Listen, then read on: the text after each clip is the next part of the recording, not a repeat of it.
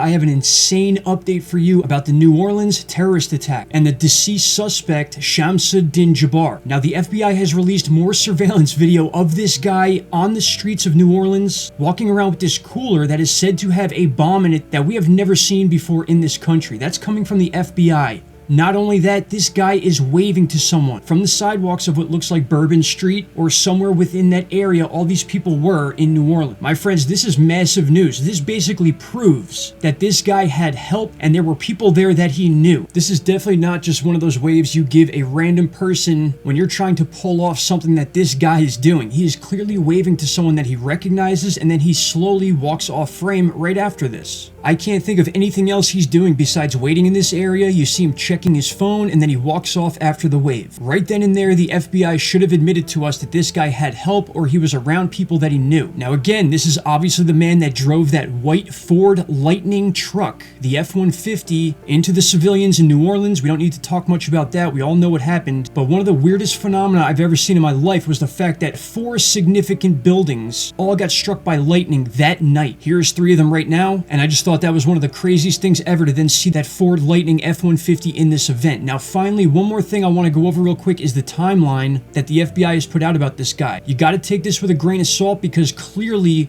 we're either being lied to or they have not even looked at this information as close as we have. Now remember, the FBI did tell us at first that they were looking for 4 or 5 other suspects involved in this New Orleans attack. That went away, and then they said that this attack didn't even have anything to do with the Trump Tower attack in Las Vegas. I still find this very hard to believe. I'll leave this timeline linked so you guys can check it out yourselves, but I cannot believe what I'm seeing right now. Between the Las Vegas bombing and New Orleans, this is some of the craziest stuff I've ever seen and could be some of the craziest psyops that have ever been pulled on us. We need to be very careful about how we approach this stuff because things are very fishy here, and it almost seems like this evidence is being put out so we see it and start reporting on it rather than the mainstream media putting it out. Ian Carroll said something about this. He's a really popular online personality right now with this type of work, and I fully agree with him. I believe this is a new type of psyop with the government or those in charge knowing about all these investigators online, so they're feeding us this information before the authorities even get it, and then in turn we are the ones breaking these stories, which could be real or could be fake. That's the whole point here, my friend. Alright, this is something I definitely had to point out to you. I have so much more content coming out. It's been a crazy weekend. Just be patient, and I appreciate you all. Stay safe out there. Please share this video, and I'll talk to you all in the next one. Take care. Bye-bye.